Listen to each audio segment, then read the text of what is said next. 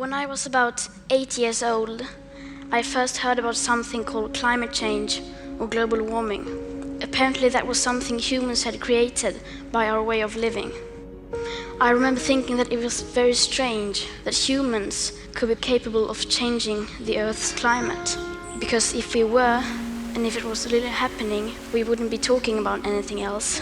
As soon as you turn on the TV, everything would be about that. Headlines, radio, newspapers, but no one ever talked about it.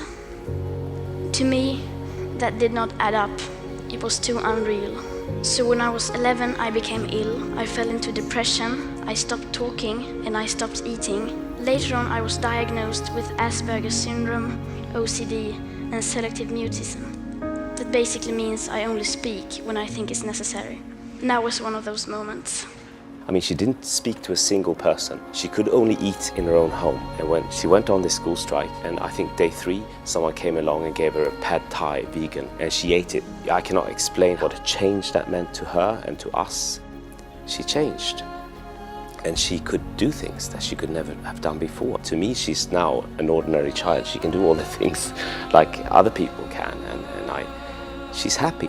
Greta Thunberg is taking on climate change head-on, pulling no punches. Her passionate speeches have drawn attention all over the world, and now she's on the president's radar as well. Overnight, the president seeming to mock this teenage activist with a sarcastic tweet. The climate hysteria movement is not about science. If it were about science, it would be led by scientists rather than by politicians and a mentally ill Swedish child who is being exploited by her parents. She's trying to save the planet because your president doesn't believe in climate change, and kids need to take to the streets. You are despicable. When you receive those kinds of hate and threats and mockery, conspiracy theories, whatever it is, that is also a sign that you are making a difference. If you are loud, that means you are having a difference. Det är så mycket ansvar.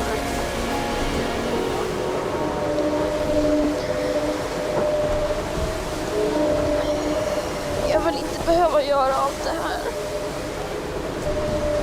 Det är för mycket för mig. This is all wrong. I shouldn't be up here. I should be back in school, on the other side of the ocean. Yet, you all come to us young people for hope. You have stolen my dreams and my childhood with your empty words. People are suffering, people are dying, entire ecosystems are collapsing. We are in the beginning of a mass extinction, and all you can talk about is money and fairy tales of eternal economic growth. For more than 30 years, the science has been crystal clear. How dare you continue to look away? Millions, literally, of children around the globe demanding action for climate change. What's your message to world leaders today? My message is that we'll be watching you. We will not be silenced, because we are the change, and change is coming whether you like it or not. A lot of young people feel like we don't have a voice, so it's definitely very important to have someone like her to show us that we do matter, because this is our future.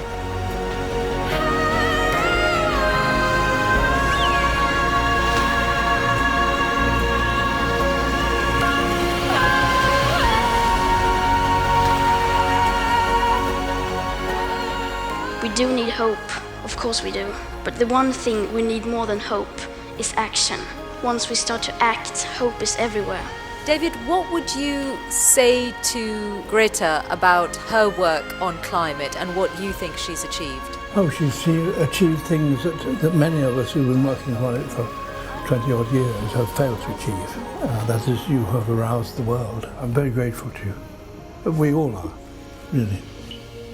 The eyes of all future generations are upon you. And if you choose to fail us, I say we will never forgive you.